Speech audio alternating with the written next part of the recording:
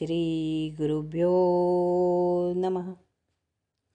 आज आपण मनशक्तीच्या विज्ञानानंदांनी लिहिलेल्या जीवनगीता या पुस्तकातला अध्याय 5 अतिसुखाचे दुःख परिणाम हा अध्याय वाचणार आहोत. गीतेचा 5वा अध्याय आता आपल्याला समजून घ्यायचा आहे. या 5व्या अध्यायाचे इंग्लिश वाक्य असं आहे: every pleasure necessarily begets depressing pain. 4थ्या अध्यायातला विषय असा आहे की ज्ञान घ्यायचं. ज्ञान हे श्रेष्ठ आहे असं कृष्णानं सांगितलं. मग 5व्या अध्यायात अर्जुनाचा प्रश्न असा आहे: ज्ञान म्हणजे काय? ज्ञानाचं मर्म काय आहे? ज्ञान समजायचं म्हणजे काय समजायचं? तर दुसऱ्या अध्यायाचा सारांश लक्षात घेऊन 5व्या अध्यायाचा वरील जो सारांश काढला आहे तो समजावून घ्यायचा. Every pleasure necessarily begets depressing pain. त्याचा अर्थ असा आहे की प्रत्येक सुख निश्चितपणानं अपरिहार्यपणानं फक्त कष्टदायक दुःख मिळवतं. म्हणजे प्रत्येक सुखाचं रूपांतर सतत जगामध्ये दुःखातच होत असतं असा 5व्या अध्यायाचा सारांश आहे. हा सारांश ही एक अगदी निराळ्या पातळीवरची गोष्ट आहे. मागच्या धड्यात मी सांगितलं की माणूस जन्माला येतो आणि गतीला सुरुवात होते. सतत हालचाल करणं हा जीवाचा धर्म आहे. मी अनेक वेळा दाखवून देतो. आता हा समोर मुलगा बसला आहे, तो स्वस्थ बसत नाही, सारखा हालचाल करतो. तो कसा बसला आहे पहा. हात जुळवले, पाय जुळवले. थोड्या वेळाने तो हाताची पायाची स्थिती बदलेल. सगळीच मुलं हालचाल करतात, चाळा करतात. म्हणजे तुम्ही एकमेकांकडे करमणूक म्हणून नुसतं पाहत बसलात तर तुम्हाला असं दिसेल की माणूस एकदम विनोदी वागतात. ती गप्प म्हणून कधी बसत नाहीत. एकदा असं बसतील, एकदा तसं बसतील. सरळ म्हणून बसणार नाही. तुम्हाला असं दिसेल की प्रत्येक क्षणाला आपण गती बदलत असतो. दुसऱ्या अर्थानं बोलायचं झालं तर दर क्षणाला आपण जी सुखाची म्हणून स्थिती असते ती बदलतो. प्रत्येक क्षणाला आपण सुखाची म्हणून जी पोच घेतो तिचं रूपांतर दर क्षणाला दुःखात होतं. नाहीतर आपण पोझेस बदलतो कशाला? याला विज्ञानाचा तर पुरावा आहेच. Action and reactions are equal and opposite. Third law of motion. अर्थ सोपा आहे. प्रत्येक गोष्टीचं रूपांतर त्याच्या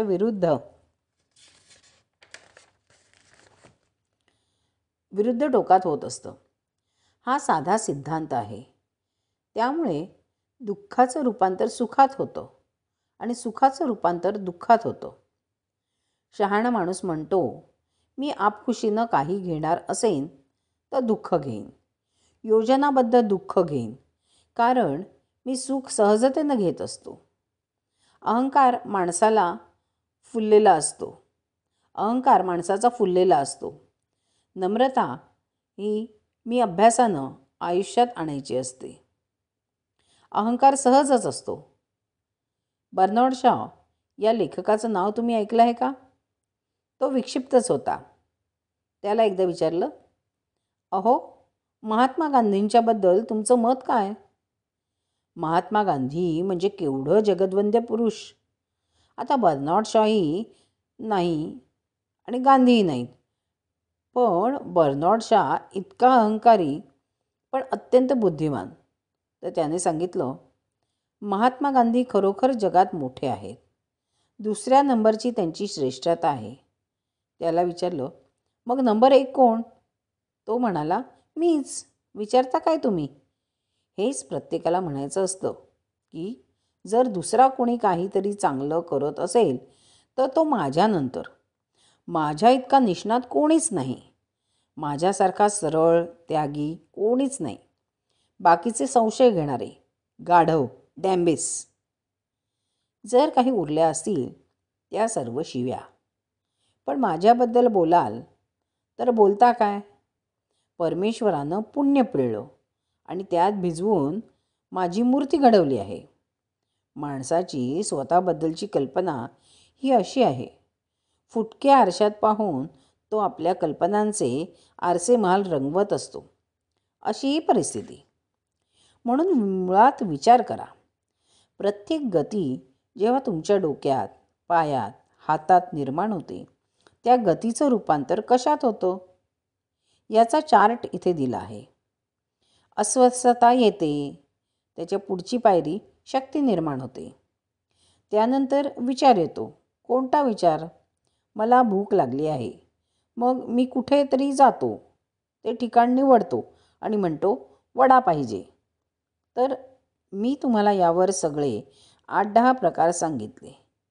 परा, पश्चंती, मध्यमा, वैखरी. तुम्ही ज्यावेळी पश्चंतीवर असाल त्यावेळी तुम्ही बदलू शकाल. बदलण्याचं सामर्थ्य ज्ञानाने येतं. पण नाना प्रकारच्या इच्छा झालेल्या आहेत. कुठेतरी मी अस्वस्थ आहे. त्या शक्तीचं रूपांतर कशात करावं? त्या क्षणाला वाटतं भूक लागली आहे. त्या अनेक तऱ्हेच्या भुका असतात. खाणं, स्पर्श, नाटक पाहावं, वाचावं, निर्मिती, यंत्र इत्यादी. ऐकावं, बोलावं, योजना कराव्यात, कल्पना कराव्यात. मी अस्वस्थ आहे. का?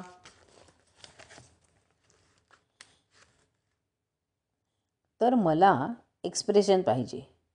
माझ्या व्यक्तिमत्वाला मला काहीतरी करावंसं वाटतं. माणसाला स्वस्थ बसवत नाही. मग काही वेळा तुम्ही स्पर्शाकडे जाता. कल्पना अशा चमत्कारिक असतात की आपण आपली शक्ती कोणत्या मार्गानं खर्च करतोय. ज्या गावाला जायचं नाही त्याचं तिकीट काढू नये, तिकडे जाऊच नये, असं माझं म्हणणं आहे. हे पहा, आपल्याला दिल्लीला जायचं आहे. केव्हा? 4 वर्षांनी जायचं आहे. त्याचं आत्ता तिकीट काढून ठेवून काही उपयोग आहे का? ही माझी उपमा आहे. 17-18 वर्षाचे आता तुम्ही असाल. 21व्या वर्षापर्यंत तुम्हाला लग्नाची परवानगी नाही. मग बोहल्याची तिकीटं आत्तापासून कशाला काढून ठेवता? तुम्ही काढून ठेवता असं माझं म्हणणं नाही. पण तुम्ही त्या गावाला जाऊच नका. पण मग मी काय करायचो? तिकडे दुर्लक्ष करायचो. Forget about it. आपल्याला एक ताकद आहे अशी की येत असताना सुद्धा नाकारायचं. मी अनेक वेळेला उपमा दिल्या आहेत त्या की कान उघडे असताना सुद्धा आपण ऐकणं टाळू शकतो. किती वेळेला तरी आपण हा प्रयोग करून पाहिला आहे. आता रस्त्यावर वाजवलेला हॉर्न तुम्ही ऐकला का? असे किती हॉर्न्स तुम्ही ऐकले? नाही ऐकले. आता मी तुम्हाला दाखवला म्हणून तुम्ही ऐकलात. बरोबर आहे ना?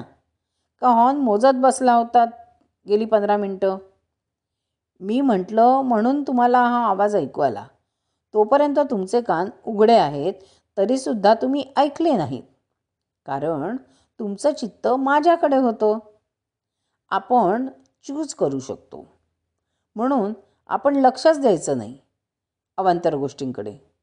ज्या गावाला आता आपल्याला जायचं नाही तिकडे आपल्याला शक्ती खर्च करायला नको आहे. कर्तबगार व्हायचं आहे आपल्याला. नुसतं गार पडायचं नाही. आयुष्यात नुसतेच हमाली करायची नाही, तर आपल्याला काहीतरी मिळवायचं आहे. मग अशा वेळेला छोटी सुख, छोटे विचार बाजूला टाकून दिले पाहिजेत. एक कायम लक्षात ठेवा. एक वेळ मन लहान झालं तरी चालेल, पण हात मोठे झाले पाहिजेत. फार मोठी गोष्ट आहे. हाताने मला काम करत राहिलं पाहिजे. मनात क्षुद्र विचार आले तरी हात क्षुद्र होऊन चालत नाही. हात वाढत गेले पाहिजेत. सुखापाशी बरं वाटतं हा अनुभवच आहे. निराळं काय त्यात? त्यात अक्कल काय लागते का?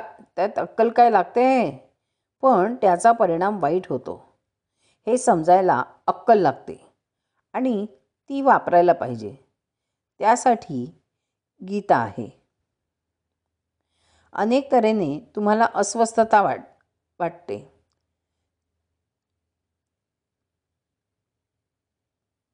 कधी भूक लागते, कधी व्यसन करावंसं वाटतं, कधी स्पर्श हवासा वाटतो, नाटक सिनेमा पाहावासा वाटतो, कधीतरी करावंसं वाटतं, आपल्याला पैसा मिळवावा वाटतो. अनेक गोष्टींसाठी, अनेक कारणांनी आपण अस्वस्थ असतो. सतत काहीतरी चळवळ करावीशी वाटते. अशा वेळेला अस्वस्थता जर आली तर आपल्याला बदलायला शिकलं पाहिजे. अस्वस्थतेचं कारण तुम्ही बदलू शकता. जर आता तुम्हाला भूक लागली आहे पण डॉक्टरांनी सांगितलं की काही खायचे नाही, तर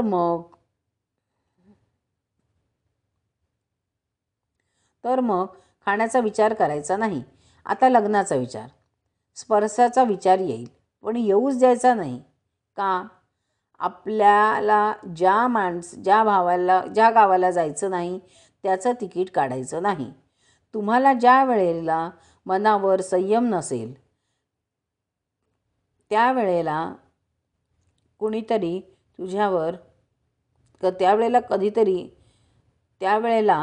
कोणीतरी तुमच्यावर संयम करायला हवा. लक्षात ठेवा. या जगामध्ये एकतर तुम्ही तरी राज्य कराल, नाहीतर तुमची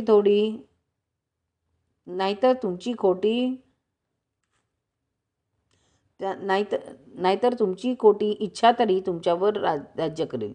मग तुम्ही या इच्छेचे गुलाम झालात. तुम्ही कणखर होणार की नाही असा खरा प्रश्न आहे. माझा एक मित्र खूप दारू पीत होता. त्याला डायबिटीस झाला. डॉक्टरांनी सांगितलं की तू दारू सोड, नाहीतर तुझं कठीण आहे. 4 महिन्यांनी मी त्याला विचारलं, काय रे बाबा, दारू सोडलीस का? तो म्हणाला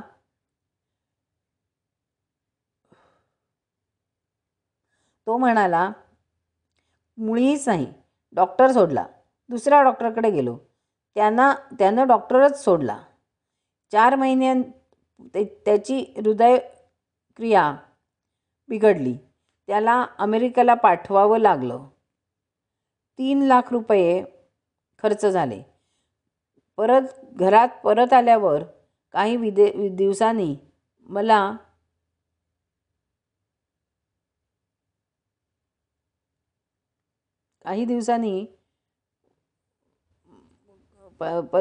वर्ष झाले. परत आल्यावर काही दिवसांनी मरून गेला. काय उपयोग आहे अशा वागण्याचा? कुठल्या तरी चमत्कारिक गोष्टीने तुमच्यावर संयम अंमल केला तर तुम्ही गेलात ना. तुम्ही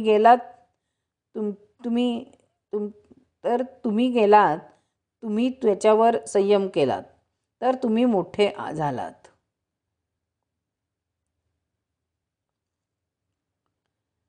नाहीतर ती वस्तू मोठी झाली आणि ती वस्तू नसतेच मोठी. काहीतरी एखादी कुकल्पना येते आणि ती माणसावर राज्य करते. ज्यावेळेस एखादं व्यसन लागतं. मी एक उदाहरण देतो.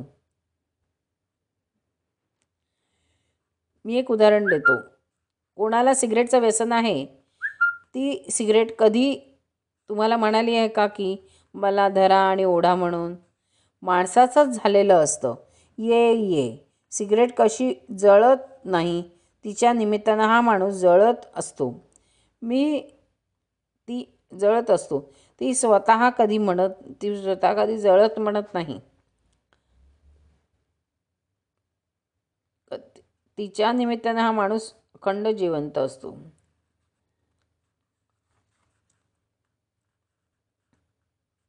सिगरेट कधी जळत नाही. तिच्या निमित्तानं हा माणूस जळत असतो. ती वस्तू कधी जळत नाही. ज्याचा मोह तुम्हाला झाला आहे तिच्या निमित्तानं तुम्ही जळत असता. कारण एकामागून एक पाकिटं तुम्हाला लागतच असतात. जितकी जास्त ओंजळ तितकी जास्त लागतात. तितकी जास्त लागतात. Nothing doing. तुम्ही कणखरपणानं सांगितलं पाहिजे की आयुष्याचा मी गुलाम होणार नाही, की आयुष्य माझं गुलाम होणार नाही. म्हणजे आयुष्य माझं